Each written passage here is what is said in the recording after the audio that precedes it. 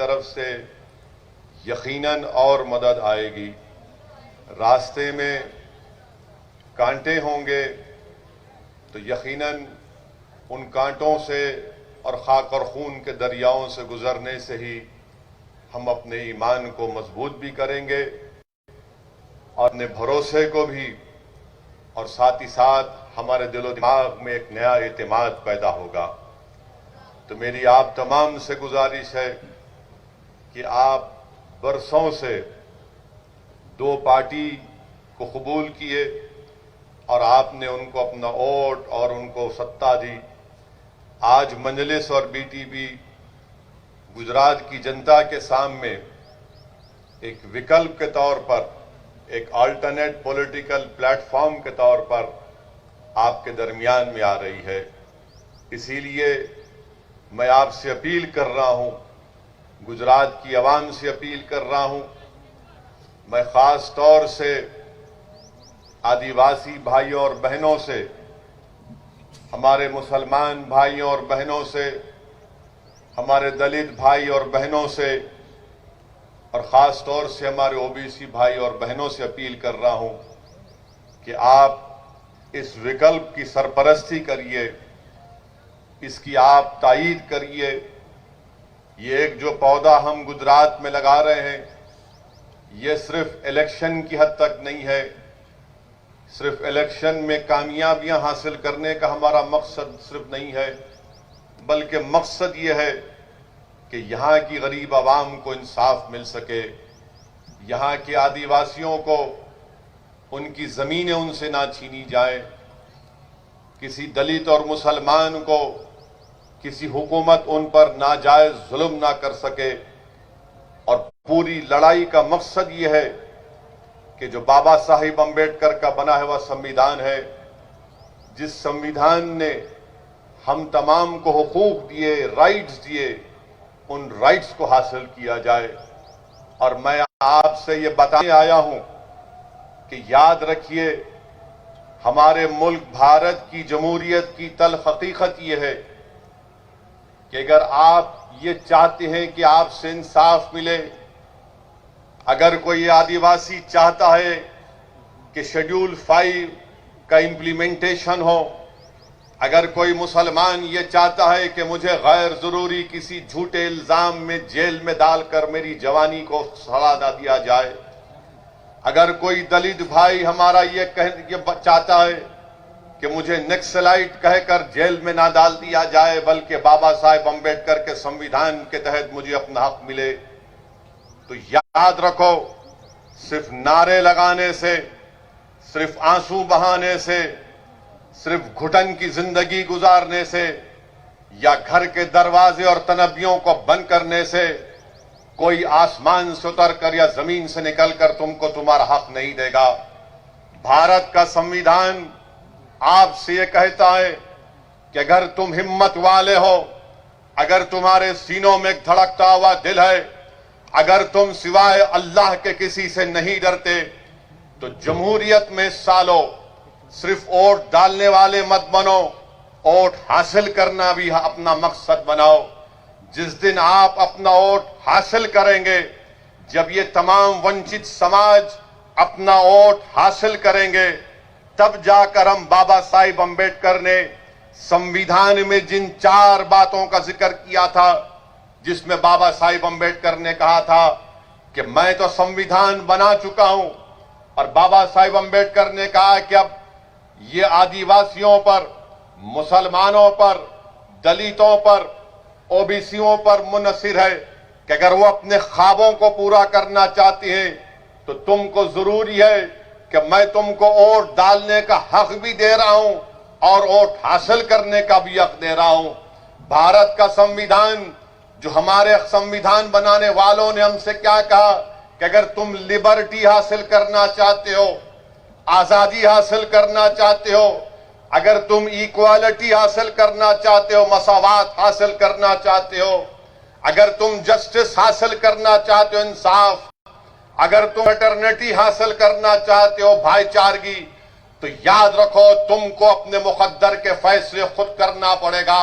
और तुम अपने मुकद्दर के फैसले उस वक्त करोगे जब तुम एक सियासी ताकत बनोगे। तुम सियासी ताकत उस वक्त बनोगे जब तुम अपने वोट से अपने नुमाइंदों को कामयाब करोगे। और कौन तुम्हारे नुमाइंदे होंगे? जो कांग्रेस, बीजेपी और दूसरी पार्टी का नहीं होगा, बल्कि तुम्हारे ही दरमियान से तुम किसी एक दीवाने को या फिर तुम्हारी बहन को तुम जब कामयाब करोगे, वो जब तुम्हारे नुमाइंदे तुम्हारे वोट से कामयाब होकर गुजरात की असेंबली में जाएंगे तो उनकी जबानों पर ना मोदी का खौफ होगा, ना कांग्रेस का खौफ होगा, बल्कि उनकी जबानों पर तुम्हारी नाइंसाफियों की दास्तानें होंगी। उनकी जबानों पर इंसाफ की मुतालबा होगा। यही पैगाम देने के लिए हम आए हैं, यही पैगाम और हमारा मकसद एक ही है। इसीलिए आज हम छोटू भाई वसावा के साथ खड़े होकर उनसे कंधे से कंधा मिलाकर हम ये लड़ाई लड़ना चाहते हैं। मैं आपसे अपील कर रहा हूं कि आप ना सिर्फ इसमें साथ दीजिए बल्कि हमारे लिए दुआ करिए। और आपसे अपील कर रहा हूं, याद रखो, जमहूरियत में डरने से कुछ हासिल नहीं होता। जमहूरियत में सिर्फ खामोश बैठने से कुछ हासिल नहीं होता। याद रखो, जो सबसे ज्यादा आवाज लगाएगा उसी की आवाज सुनी जाएगी। जो रोएगा दुनिया उसको और दबाएगी। जो डर जाएगा इख्तिदार की कुर्सियों पर बैठने वाले उसको और डराएंगे। आप मुझसे सवाल करेंगे कि असदुद्दीन ओवैसी तुम क्या कह रहे हो कि जो डराएगा, जो डरता है उसको और डराया जाएगा, जो रोता है उसको और रुलाया जाएगा, और जो सबसे ज्यादा आवाज लगाएगा तो उसकी आवाज को सुना जाएगा। ऐ भरूच के जियालो, ऐ भरूच के मेरे शेरों जो तुम आज यहां पर जमा हुए, सुन लो मेरी इस बात को, सुन लो मेरी इस बात को।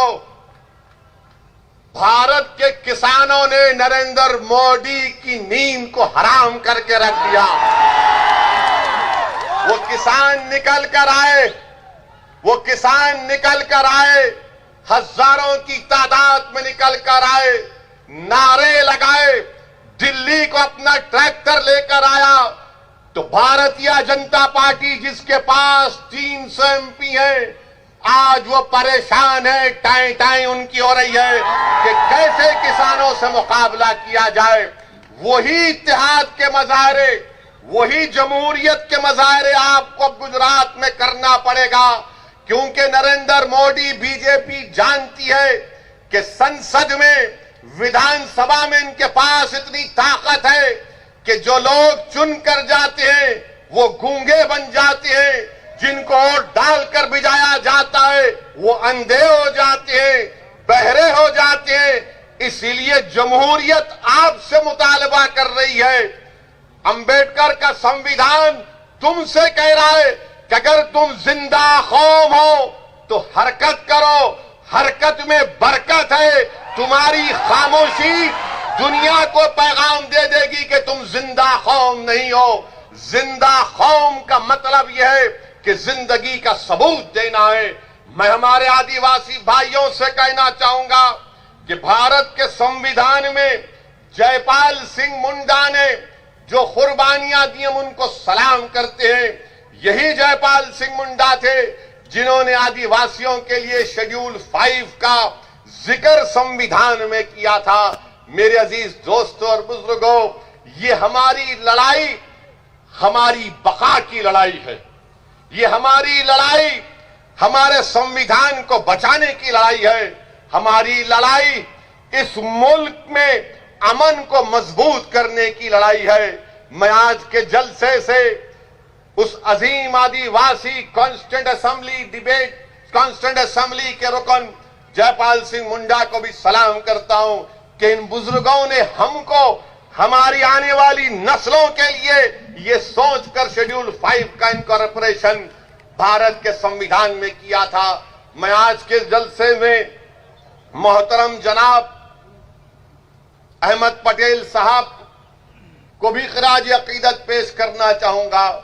ये उनकी सरजमीन है। यहीं से अहमद भाई निकलकर दिल्ली गए और कांग्रेस पार्टी के ऊंचाइयों तक पहुंचे। मैं अल्लाह से दुआ करता हूं कि अल्लाह सुब्हानहू व तआला अहमद पटेल साहब की मग़फ़िरत फरमाए, अल्लाह उनकी खबर को नूर से भरे, अल्लाह उनके अफराद ख़ानदान को सब्र जमील अता फरमाए।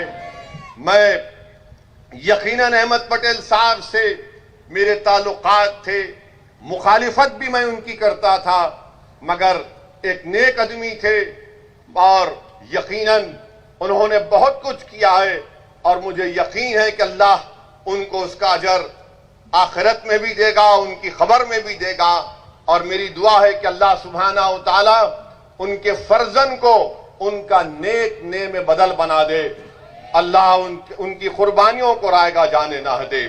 मेरे अजीज दोस्तों और बुजुर्गों, एक और अहम बात जिसकी तरफ मैं आपकी तवज्जो चाहता हूं, अभी हमने आपके सामने कहा कि शेड्यूल 5 जो कॉन्स्टिट्यूशन में है, संविधान में, उसका इंप्लीमेंटेशन नहीं होता है।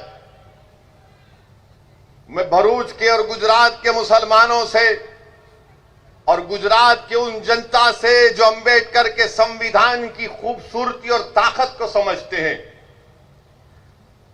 गुजरात में एक कानून है जिसका नाम है डिस्टर्ब्ड एरियाज एक्ट, जिसमें कोई अपना घर कलेक्टर से इजाजत लिए बगैर नहीं बेच सकता है ना कानून ये। अब आप ये देख लो, मैंने क्या कहा था आपसे कि हम छोटू भाई वसावा साहब के साथ मिलकर लड़ाई लड़ना चाहते हैं। एक तरफ आदिवासी कह रहा है कि शेड्यूल 5 का इंप्लीमेंटेशन हो, तो कहा जाता है कि नहीं इंप्लीमेंटेशन करेंगे, बीजेपी की सरकार कहती है। दूसरी तरफ अंबेडकर का बना हुआ संविधान कहता है कि गुजरात में डिस्टर्ब्ड एरियाज एक्ट संविधान के खिलाफ है, इसको हटाओ। तो बीजेपी कहती है हम इसको नहीं हटाएंगे। मैं अपना घर और दुकान नहीं बेच सकता हूं और तुम वहां पर शेड्यूल 5 का प्रोटेक्शन आदिवासियों को नहीं दोगे, उनकी जमीनों पर कब्जा करोगे। 121 गांवों को इको सेंसिटिव आपने करार दे दिया, पानी आपने निकाला हमारी जमीनों को लेकर और आदिवासी गांव तक पीने का पानी मुहैया नहीं किया जाता। तो आखिर कौन सा सबका साथ, सबका विकास, सबका विश्वास की बात बीजेपी कर रही है? ना शेड्यूल 5 का इंप्लीमेंटेशन होता है, ना डिस्टर्ब एरियाज एक्ट निकाला जाता है जो भारत के संविधान के पूरा खिलाफ है। Right to equality, right to life, supreme court का पुट्टुस्वामी का जजमेंट है, प्राइवेसी का जो इस कानून की धज्जियां उड़ाता है। मगर आप, क्योंकि ये कमजोर है और इस पर जुल्म करना इनका मकसद है, आदिवासियों की जमीन छीन ली जाए, आदिवासियों के कल्चर को खत्म कर दिया जाए, आदिवासियों की तहजीब को खत्म कर दिया जाए। क्या ये बात सच नहीं है? बताओ आरएसएस वालों कि भारत में अगर सबसे ज्यादा डिस्प्लेसमेंट किसी का हुआ है तो आदिवासियों का हुआ है। क्या आईआईटी रुड़की की स्टडी नहीं है कि इस मुल्क में 2 करोड़ 40 लाख लोगों का डिस्प्लेसमेंट हुआ डैम के नाम पर, रिवर के नाम पर, उसमें 60% से ज्यादा तो आदिवासी है। आईआईटी रुड़की की स्टडी है। उसके बावजूद भी आप शेड्यूल 5 का इंप्लीमेंटेशन नहीं करते। स्टैच्यू ऑफ यूनिटी बनाया आपने, मगर क्या आदिवासियों की यूनिटी को डिसयूनिटी में तब्दील कर देंगे आप? ये कौन सी यूनिटी है कि मेरी जमीन को छीनकर, मेरे को पानी नहीं पहुंचाकर, मेरी तहजीब को खत्म करके आप क्या पैगाम देना चाह रहे हैं? मगर मैं गुजरात के मुसलमानों को पैगाम दे रहा हूं, मैं आपको पैगाम दे रहा हूं कि सीखो आदिवासियों से कि बीजेपी की हुकूमत 25-26 साल से इस सरजमीन पर, यहां पर बरसों से आरएसएस ने अपना काम किया, मगर उसके बावजूद भी मैं छोटू भाई वसावा साहब आपको सलाम करता हूं कि आपकी और आपके समाज ने आपके 2 एमएलएस को जिताया यहां पर। ये इनको कामयाब किया, बीटीपी को, हमारे महेश भाई को और उनके साथियों को। इन आदिवासियों ने हमको पैगाम दिया मुसलमानों को कि देखो हमारी जमीनें छीन ली गई, हमारे जमीन के अंदर जो सोना है, कोयला है, उससे महरूम कर दिया गया। मगर हम ना उम्मीद नहीं हुए। हमने छोटू भाई को अपना नेता माना, अपना बड़ा माना, और हमारी लड़ाई के लिए उनको अहमदाबाद में भिजाया, क्योंकि हम ये मानते हैं, आदिवासी जानता है कि उनकी लड़ाई अगर कोई लड़ सकता है तो बीजेपी कांग्रेस वाला नहीं लड़ सकता। उनकी लड़ाई अगर कोई लड़ सकता है तो उन्हीं के दरमियान का छोटू भाई वसावा लड़ सकता है। मेरे अजीज दोस्तों और बुजुर्गों, ये हमको सीखने की जरूरत है। यकीनन मेरे इस जुमले से बहुत से लोगों को तकलीफ होगी, मगर मेरा मकसद यह है कि सच्चाई को बयान किया जाए और आपके दिलों में एक जोश को पैदा किया जाए, एक फिक्र दिया जाए आपको, ताकि जब आप यहां से उठकर जाएंगे तो एक पैगाम और फिक्र लेकर जाए। मेरे अजीज दोस्तों और बुजुर्गों, मैं छोटू भाई वसा साहब के घर पर आज हम निकलने से पहले हमको मीडिया के लोग आते हैं। माशाअल्लाह से पूरे भारत में अगर कोई बदनाम है तो ये दीवाना आपके सामने जो खड़ा हुआ। मीडिया के लोगों को लगता है कि इस दाढ़ी वाले का सर पे जिसकी टोपी है उसका इंटरव्यू लेंगे तो उनका टीआरपी बढ़ता है। हमको भी कोई फिक्र की बात नहीं है, वो भी अपना काम, हम भी अपना काम करते हैं। मगर हमसे आज एक अजीब सवाल किया गया। हमसे टीवी चैनल के एक मोअज़्ज़िज़ जर्नलिस्ट ने हमसे सवाल किया कि असदुद्दीन ओवैसी साहब, आप मोदी और अमित शाह के गुजरात में क्यों आए हैं? महेश भाई आप सुने ना, आप थे, सुने। तो मैंने कहा यह सवाल आपका गलत है। गुजरात भारत का हिस्सा है, मैं भारत का एक बाशिंदा हूं, बाइज्जत बाशिंदा हूं, अव्वल दर्जे का सिटीजन हूं, और मैं भारत में किसी भी कोने में जा सकता हूं। मैं और कुछ भी कहना चाहता था मगर नहीं कहा, इसलिए कि आपके दरमियान में उसका जवाब देना चाहता था। मैं हमारे वो मीडिया के लोग जिनके दिमागों में ये बात बैठ चुकी है कि ये गुजरात मोदी और अमित शाह का है, ये आपकी गलत सोच है, ये आपकी गलत सोच है, आपकी अनपढ़ सोच है, आप नहीं जानते। मैं तो ये समझता हूं और मानता हूं ये गुजरात गांधी का गुजरात है। ये गुजरात गांधी का गुजरात है और गांधी का गुजरात ही रहेगा, क्योंकि अमित शाह और मोदी गांधी से बड़े नहीं हैं, ना कभी होंगे इंशाअल्लाह। ये गांधी का गुजरात है और गांधी का गुजरात रहेगा। ये वो गुजरात है जहां की जनता ने अपनी दिमागी काबिलियत की बुनियाद पर, अपनी मेहनत की बुनियाद पर इस भारत को मजबूत किया। ये उन लोगों का गुजरात है। ये गुजरात छोटू भाई वसावा का गुजरात है। ये गुजरात छोटू भाई वसावा का है। मगर अगर हर कोई ये कहेगा कि नहीं ये मोदी और अमित शाह का गुजरात हो गया, हाँ यहां से गए जरूर, बहुत से आएंगे चले जाएंगे, मगर गुजरात की पहचान तो गांधी से होगी ना। गुजरात की पहचान यहां के आदिवासियों से होगी। गुजरात की पहचान यहां की तहजीब और तमद्दुन से होगी।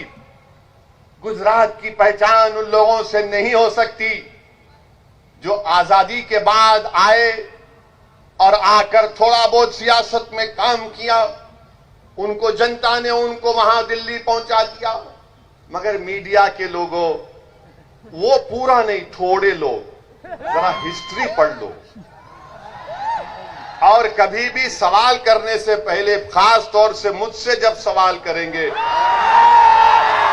एहतियात से। हम अच्छों को नहीं छोड़ते, क्योंकि मैं किसी के घर में मेहमान था, इसीलिए जरा अपनी खराब जबान को रोक लिया, वरना मैं जबान का बड़ा गंदा, जिसलिए कहते ना कि ये हेट स्पीच देता, जहां जाता हेट स्पीच देता। मैं कभी भी ये नहीं कहा, ना मैं किसी मजहब के खिलाफ था, ना हूं और ना कभी रहूंगा इंशाअल्लाह ताला। मेरी लड़ाई भारत के संविधान में जो हमको हक दिया गया, उन हक हुकूक को हासिल करना है, और वही लड़ाई उस वक्त कामयाब होगी जब आप साथ देंगे। साबिर काबुलीवाला, असदुद्दीन ओवैसी गुजरात को अपनी अना की तस्कीन के लिए नहीं आए। इम्तियाज जलील, वारिस पठान अपनी मकबूलियत में इजाफा करने के लिए गुजरात को नहीं आए। हम गुजरात को इसलिए आए ताकि पूरा वंचित समाज एक हो जाए। इस वंचित समाज का एक्सप्लॉयटेशन, इस्तेसाल हो रहा है। मैं गुजरात को इसलिए आया हूं कि तुम्हारे दरमियान में मुझसे ज्यादा काबिल किसी को अल्लाह लीडर बना दे, जो सच्चाई के साथ गुजरात की विधानसभा के में जाकर गुजरात की विधानसभा के दरों दीवारों को इंसाफ का नाम लेकर उन दीवारों को हिला कर रख दे। ये मेरा मकसद है, ये हमारा पैगाम है। इसीलिए मेरे अजीज दोस्तों और बुजुर्गों, मुत्तहिद रहिए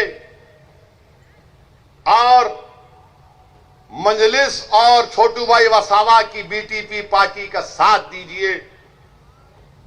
हमारा मकसद एक ही है कि ये जो दो पार्टियां गुजरात में चल रही हैं, ये मामू भतीजे की पार्टी है, कांग्रेस बीजेपी।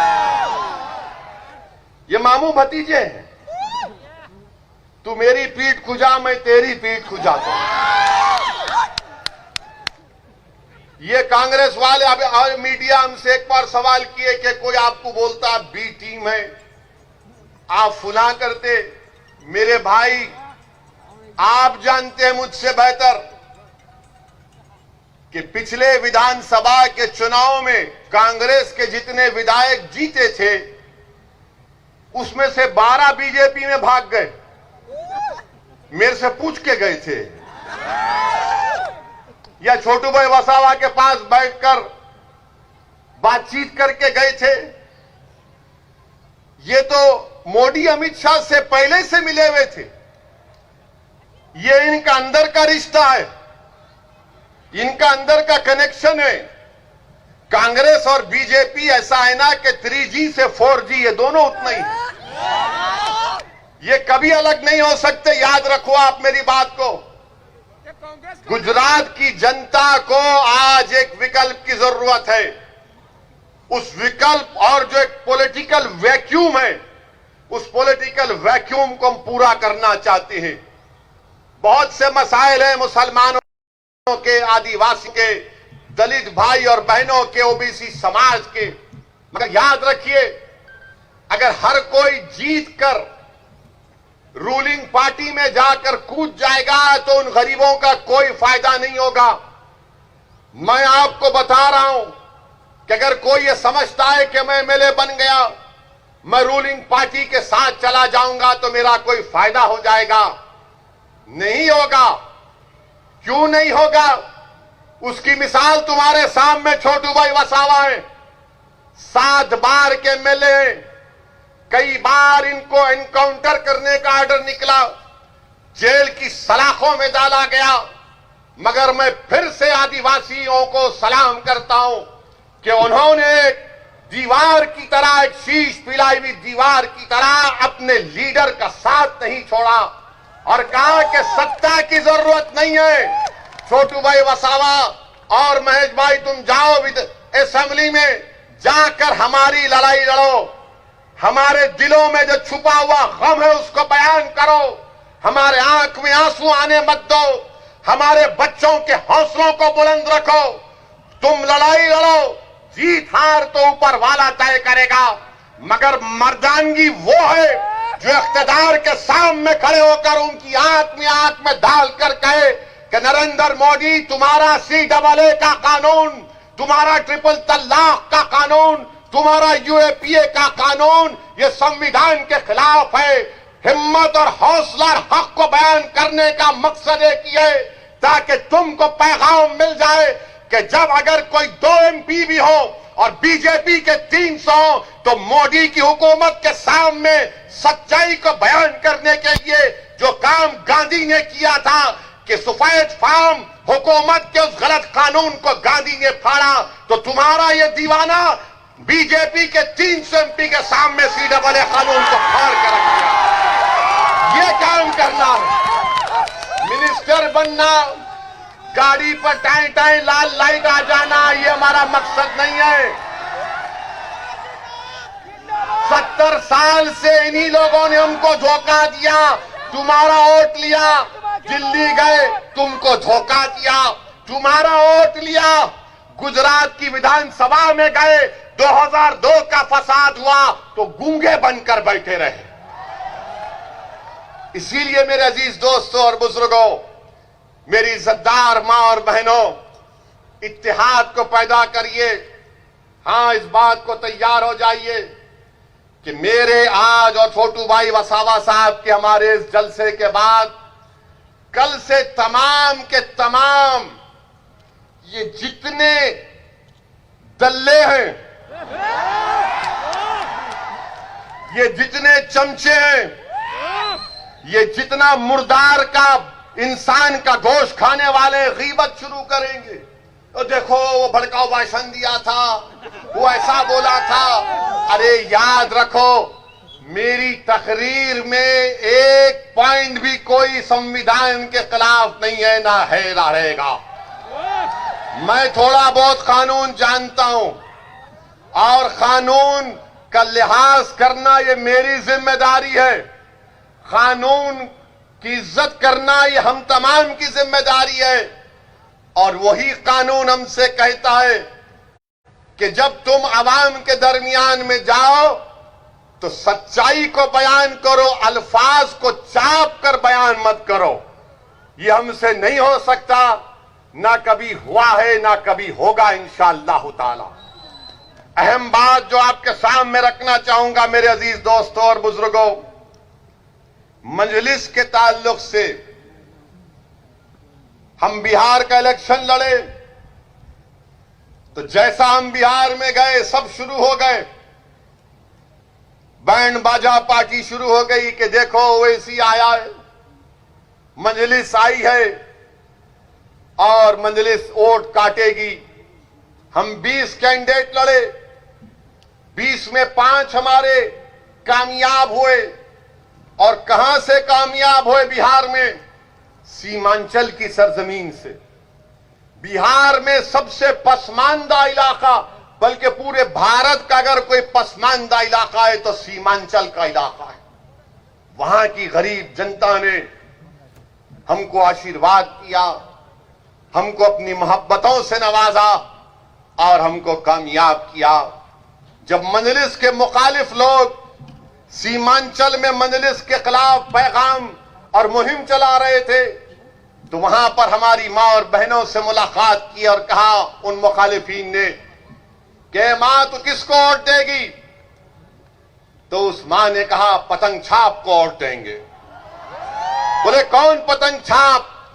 तो उस मां ने कहा जिसके सर पे गोल टोपी है उसको वोट देंगे। तो उन मुखालिफिन ने कहा अरे वो तो सत्ता में नहीं आएगा। तो उस मां ने कहा सुनो इस बात को, उसीलिए तो उसको वोट दे रहे हो, उसको सत्ता से मोहब्बत नहीं, उसको इंसाफ के लिए लड़ना है, उसको हमारी आवाज बनना है। ये काम आपको करना है। आपने सबको मिनिस्टर बनाया, मंत्री बनाया, संतरी बनाया, ये तमाम के तमाम कंत्री निकले। अब आपको मर्दों को भी जाना है, बहादुर मां और बहनों को वोट डालकर भी जाना है, जिनकी जबानों पर तुम्हारी नाइंसाफियों की दास्तान हो, जिनकी सोच और फिक्र में तुम्हारी तरक्की हो, जिनका जीना और मरने का मकसद तुम्हारी लड़ाई लड़ना हो।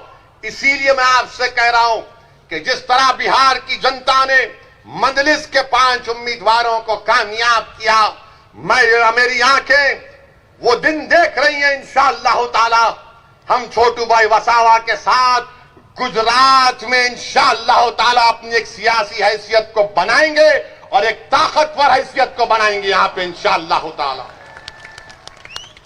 मेरे अजीज दोस्तों और बुजुर्गों, 20 सीट 5 हम जीते, 9 पर कांग्रेस और आरजेडी कामयाब हुए, 6 पर एनडीए कामयाब हुई। और वो 6 जो एनडीए कामयाब हुई, उनका जो कुल वोट था हमारे वोट से बढ़कर था। जब मैंने ये तमाम चीजें डाल दी तो ये लोग जो डरते हैं ना, जो मंजलिस की मुखालिफत क्यों करते हैं, वो इसलिए करते हैं कि वो हमेशा तुमको गुलाम बनाकर रखना चाहते हैं, तुमको डरा कर रखना चाहते हैं, तुमको खौफ दिलाकर रखना चाहते हैं कि अगर तुम हमसे हटकर किसी को और दोगे तो तुम्हारी जिंदगी को खतरा, अगर तुम हमसे हटकर किसी का साथ दोगे तो तुम्हारी मस्जिद को खतरा, अगर तुम हमसे हटकर किसी को और दोगे तो तुम्हारा जीना मरना या तुम्हारे इलाके में डेवलपमेंट नहीं होगा। मेरे भाई याद रखो मेरी इस बात को, मैं भी थोड़ा बहुत उलेमाओं के पैरों के पास बैठकर उनकी जबान से सुनाऊं कि जब हशर के दिन अल्लाह सबको जमा करेगा, जिसमें तुम और हम भी शामिल होंगे, उनसे पूछा जाएगा कि बताओ तुमने दुनिया में कितने दिन गुजारे। उन तमाम से पूछेगा रब्बे करीम, तो सब पुकार कर कहेंगे अल्लाह एक दिन गुजारा था हमने। और तुम उस एक दिन के लिए, तुम सिर्फ इस एक दिन के लिए डरोगे, तुम सिर्फ उस एक दिन के लिए इन बातिल ताकतों के सामने अपना सर को झुकाओगे, तुम सिर्फ एक दिन के लिए अपनी आंख में आंसू लाओगे उनके खौफ से नहीं। अगर एक दिन जीना है तो अल्लाह के खौफ से आंसू पैदा करो, अगर एक दिन जीना है तो हिम्मत से गुजारो, अगर एक दिन जीना है और जिएंगे एक दिन तो इज्जत से गुजारो, और इज्जत से गुजारो और इज्जत से जाएंगे इंशाअल्लाह ताला। मेरे अजीज दोस्तों और बुजुर्गों, ये इसलिए कह रहा हूं, ये इसलिए कह रहा हूं कि सोचो मेरी इस बात को, सोचो मेरी इस बात को, सोचो मेरी इस बात को। अब डरना किसी से नहीं है, जमहूरियत है, संविधान सबके लिए बराबर है। हां तकलीफ होगी, रास्ते में कांटे बिछाए जाएंगे, मसाइब का मुश्किलात का सामना करना पड़ेगा, मगर सुनो दीवानों, रसूलुल्लाह सल्लल्लाहु अलैहि वसल्लम के गुलामों सुनो, तुमने सुना होगा उलमाओं की जबानों से कि कमली वाले ने कहा था कि सबसे ज्यादा मुझे सताया गया है, उसके बाद किसी को इतना नहीं सताया जाएगा। मेरे अजीज दोस्तों और बुजुर्गों, अपनी हिम्मत और हौसलों को बुलंद रखो। क्या तुम नहीं देखते कि हमारी तारीख में ऐसे ऐसे वाकयात हैं, तारीख के किताबों में, सीरत की किताबों में वाकयात हमारे सामने हैं। हजरत बिलाल को गरम गरम रेत पर पत्थर रख दिया जाता था, और जब अल्लाह ने उनको इज्जत दी, कैसे इज्जत दी, कहा कि आका ने फरमाया कि बिलाल काबे की छत पर खड़े हो जाओ और आजाद दे। ये होता है मसाइब और मुश्किलात से गुजरना पड़ेगा, और वही लोग कामयाब होते हैं जिनमें एतमाद होता है, जिनमें भरोसा होता है, जिनमें हिम्मत होती है। और हमको और आपको यही काम करना है। मैं हमारे बुजुर्गों से अपील करूंगा, जो मेरी गुफ्तगू को बहुत ज्यादा पसंद नहीं करते, मगर मैं हमारे बुजुर्गों से हाथ जोड़कर अपील कर रहा हूं, क्या आप इन बच्चों का मुस्तकबिल अपनी जवानी जैसा तुमने गुजारने दोगे? हमारे बुजुर्गों से अपील कर रहा हूं कि इन बच्चों के लिए, आने वाली नस्लों के लिए, ये आने वाला कल उनका होगा, उनके अच्छा बनाने के लिए, उनके हुकूक को हासिल करने के लिए, भारत की जमहूरियत को और भारत के संविधान पर और अटूट भरोसा पैदा करने के लिए मैं आपसे अपील कर रहा हूं कि छोटू भाई वसावा की बीटीपी पार्टी का साथ दीजिए, मंजलिस का साथ दीजिए। ये तो शुरुआत हुई है गुजरात से, अभी यहां से हम शुरू करेंगे। अभी तो पहला कदम नहीं पड़ा और दुश्मन कांपना शुरू कर दिया। अभी तो चलना शुरू नहीं हुआ, सियासी महलों में जलजले आना शुरू हो गए। अभी तो दौड़ना शुरू नहीं किए तो मातम शुरू हो चुका है। ये गुजरात से जाएगा, गुजरात कवर करेगा इंशाअल्लाह, राजस्थान भी जाएंगे इंशाअल्लाह ताला। राजस्थान भी जाएंगे। वहां पर धोखा किसने दिया छोटू भाई वसावा को? किसने दिया? आपको मालूम क्या किया कांग्रेस और बीजेपी ने, मामू भतीजा पार्टी ने? आज से इनका नाम मामू भतीजा पार्टी। कंफर्म? बस लॉक कर दिया जाए, इसको लॉक कर दिया जाए। तो मामू भतीजा ने क्या किया? छोटू भाई वसावा का चेयरमैन बनना था क्या महेश भाई? तो इनको लगा कि आदिवासी बनेगा, आदिवासी पार्टी का बनेगा। तो मामू भतीजे बोले मामू पुकारा भतीजा, दोनों गले मिल गए। लपट के रोए, बोले नहीं नहीं हम दोनों एक हैं, ये गंदा है, इसको नहीं बनाएंगे। धोखा दिया, धोखा दिया। और एक चेयरमैन की सीट के लिए, एक चेयरमैन की सीट के लिए सोचो इनके दिलों में कितनी नफरत भरी होगी। सोचो ये क्या आपको ताकतवर बनाएंगे। इसीलिए कह रहा हूं कि हमको गुलाम बनाकर रखना चाहते हैं। मैं आपसे कह रहा हूं कि आप मंजलिस का, बीटीपी पार्टी का साथ दीजिए। गुजरात की सियासत में एक नई तारीख हम रकम करेंगे। कल तक जो लोग एक टेबल पर, एक कुर्सी पर पैर पे पैर डालकर हमारे मुकद्दर का फैसला करते थे, आज एक और कुर्सी उसके सामने पर रखी जाएगी। उसमें महेश भाई और बैठेंगे और बैठ कर कहेंगे ए रुक जाओ साहिब, एक और कुर्सी डालो, साबिर भाई तू भी बैठ। तो साबिर काबुली वाला और महेश भाई बैठकर उस साहिब की आंख में आंख डालकर बोलेंगे अब ये काम तुमको करना है, हम तुमको ऑर्डर दे रहे हैं, तुम ऑर्डर नहीं दे सकते अब हमको। ये जमहूरियत में होगा, वो दिन आएगा इंशाअल्लाह ताला। हो सकता है कि मेरी जिंदगी में आए, मगर आएगा इंशाअल्लाह ताला। मुझे अपनी जिंदगी का भरोसा नहीं है, मैं कब चला जाऊं, कब बुलावा आ जाए, मगर जब तक अल्लाह मुझे इस दुनिया में जिंदा रखेगा मैं ये बात करता रहूंगा। गरीब और मजलूमों के इंसाफ का मुतालबा करता रहूंगा। मैं ये नहीं देखूंगा कि भारत के संसद में किसी इख्तिदार की कुर्सियों पर बैठने वाले वजीर आजम के पास 300 सीट है। मैं ये देखूंगा कि क्या मेरे दिल में इन गरीबों की मोहब्बत है या नहीं। मैं उसी को बुनियाद बनाकर हमने हमेशा हक को बयान करते गए, सच्चाई को बयान किया और ये करते रहेंगे। ये मिजाज आपको पैदा करना है मेरे भाई, ये मिजाज आपको पैदा करना है और इंशाअल्लाह ताला हम पैदा करेंगे। अब आप देखते हैं ना कि जो लोग सेकुलरिज्म बोलते हैं, अरे पूरे बीजेपी वाले लोकसभा की सीट जीत गए, कहां गया सेकुलरिज्म? अच्छा एक मेरे सवाल का जवाब दो, यहां की पार्लियामेंट की सीट में आप तमाम जितने यहां पर है, आपने बीजेपी को वोट दिया? दिया? किसको वोट दिया आपने? कांग्रेस को दिया ना, मामू भतीजा को दिया ना, शर्मा ने बोल दिया ना। कैसा जीत गया मामू भतीजा? फिर अभी सोचे तुम कभी कैसा जीत गया?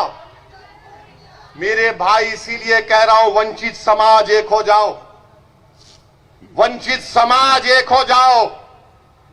तुम्हारे वोट की अब अहमियत को जताना है तो छोटू भाई वसावा का हाथ पकड़ लो।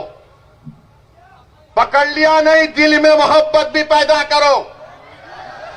ये सिर्फ सियासी मोहब्बत नहीं बल्कि दिल में मोहब्बत पैदा होना चाहिए, क्योंकि देखने वाला देखे कि हां ये मुसलमान गुजरात का जब किसी का हाथ थामता है तो सिर्फ हाथ नहीं बल्कि अपने दिल को उनके दिल से मिला देता है, अपनी सोच को उनकी सोच से मिला देता है और एक होकर हमको अपने हक के लिए लड़ना है। और मेरे भाई, आखिर में मैं आपसे अपील कर रहा हूं कि ये किसान भाइयों के लिए दुआ फरमाइए, किसान भाइयों के लिए दुआ फरमाइए। इनके मुतालिबात हक बजानिब हैं।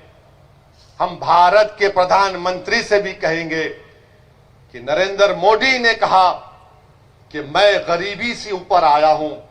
हम भारत के प्रधानमंत्री से कह रहे हैं, जब आप खुद कहते हैं कि आप गरीबी से आगे बढ़े, उन किसानों की गरीबी को समझिए। आप किसान जब काम करता है, वो ट्रेड नहीं है, वो बिजनेस नहीं है, वो ऑक्यूपेशन है।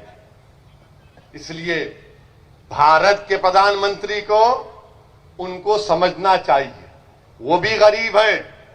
वो 2.5 महीने से एहतजाज कर रहे हैं, 100 किसान मर चुके हैं सिर्फ एहतजाज में, आज भी लाखों की तादाद में पुकार रहे हैं। मुझे किसी मीडिया के लोगों ने कहा वो एक किसान नेता रो दिया और पूरे किसान निकल कर आ गए। मैंने कहा कि जब गरीब और मजलूम बेबसी की आलम में रोता है तो कुदरत हुक्म करती है कि जाओ उस मजलूम का साथ दो, और जिसके दिल में गरीबों की हमदर्दी नहीं होती उस पर गरीब की आंसुओं का कोई असर नहीं पहुंचता। मेरे अजीज दोस्तों और बुजुर्गों, हम किसानों के साथ हैं। ये अन्नदाता हैं, ये हमको खाना खिलाते हैं, ये मेहनत करते हैं, खेत में जाते हैं, बंजर जमीन को वहां पर उसको नरम करके बीज बोते हैं, फसल को उगाते हैं और पूरे भारत के दस्तरखानों पर खाना खिलाते हैं। इनसे आज जो किया जा रहा है वो ठीक नहीं किया जा रहा है, वो बहुत गलत हो रहा है, बहुत गलत हो रहा है। इनको बुलाना चाहिए, देश के प्रधानमंत्री को अपने घर में बुलाना चाहिए। और जिस तरह हमारे देश के प्रधानमंत्री ने ओबामा को चाय डालकर पिलाया था, अच्छा किया। हमारा मेहमान है, जो भी आता उसको उसकी खातिर तवाज़ो करना चाहिए। हम देश के प्रधानमंत्री से उम्मीद करेंगे वो तमाम किसानों को अपने घर पे बुलाएंगे, अपने हाथ से उनको चाय और बिस्किट खिलाकर कहेंगे कि जाओ, आज से तुम खुश रहो, तुम पे जो कानून है हमने उसको माफ कर दिया, रिपेल कर दिया उस कानून को। भारत के प्रधानमंत्री को दरिया दिली दिखाना जरूरी है। इन किसानों के गम को समझने की जरूरत है। और जो हमारे मीडिया के दोस्त ने सवाल किया था कि आप गुजरात को आए हैं, मोदी और शाह के गुजरात को आए हैं, मैं मीडिया के हमारे लोगों से कहना चाह रहा हूं, होम मिनिस्टर भारत के शाह साहब हैं। 1 साल में दिल्ली में लॉयर्स का, वकीलों का एहतजाज हुआ, पुलिस को मारे, वहां पर झगड़ा हुआ, CAA का प्रोटेस्ट हुआ,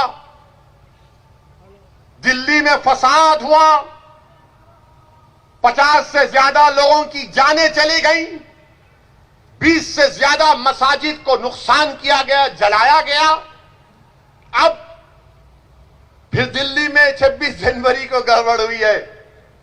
ये 56 इंच का सीने की सरकार है, कई की सरकार। मीडिया वाले आके बोलते 26 जनवरी को ऐसा हुआ, बोलो क्या बोलना है। Mister Owaisi, 26 January violence happened, what is your comment. अरे हम ही दूल्हे नजर आते आप जाकर ये क्यों नहीं पूछते होम मिनिस्टर साहब से, शाह साहब बताओ क्यों हुआ गड़बड़। ये नहीं पूछेंगे, नहीं पूछेंगे। इसलिए नहीं पूछेंगे, पूछेंगे तो क्या होगा, हमारा क्या होगा। नहीं नहीं नहीं, इससे पूछते, दाढ़ी वाले से। ये दाढ़ी वाले से पूछेंगे जिसके सर पे टोपी है, मगर जो होम मिनिस्टर है उससे नहीं पूछेंगे कि 1 साल में इतनी 3 गड़बड़ क्यों हो गई।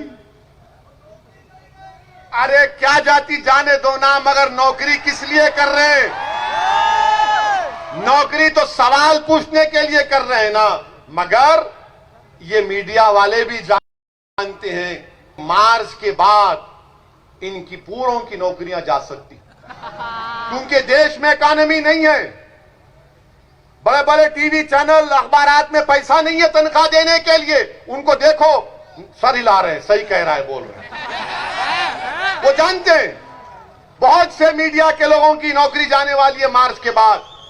अब आप बीजेपी से पूछेंगे क्या हो रहा है देश में, तो बोलेंगे तुमने देखा नहीं मोदी जी ने क्या कहा। मोदी जी ने कहा कि मित्रों जीडीपी बढ़ रहा है, तो कार्टून आया अखबार में, कार्टून आया कि जीडीपी का मतलब यह है कि गैस की कीमत बढ़ गई, डीजल की बढ़ गई, पेट्रोल की बढ़ गई। ये जीडीपी हो रहा है, ये काम हो रहा है। पूरे गुजरात में लॉकडाउन के बाद कारखाने बंद, लेबर परेशान, सूरत में डायमंड का कारोबार ठप, अहमदाबाद में टेक्सटाइल इंडस्ट्री डाउन। तो क्या चला रहे? लड़ाओ लड़ाओ लड़ाओ लड़ाओ लड़ाओ लड़ाओ। अब कोई नहीं लड़ेगा। अब इंशाअल्लाह ताला वंचित समाज जान चुका है कि आज हमारा इस्तेसाल किया जा रहा है। इसीलिए मेरी आपसे अपील है, मुत्तहिद रहिए। अब मुझे यहां से अहमदाबाद भी जाना है, इसीलिए आपसे इजाजत चाह रहा हूं और वादा कर रहा हूं कि इंशाअल्लाह ताला दोबारा फिर आऊंगा और अल्लाह जब तक जिंदा रखेगा बार बार आता रहूंगा। भरूच को आऊंगा, आपके दरमियान में रहूंगा। आपसे इल्तिजा है, गुजारिश है कि इस इत्तेहाद को कामयाब करिए। शुक्रिया। अस्सलाम वालेकुम व रहमतुल्लाहि व बरकातहू।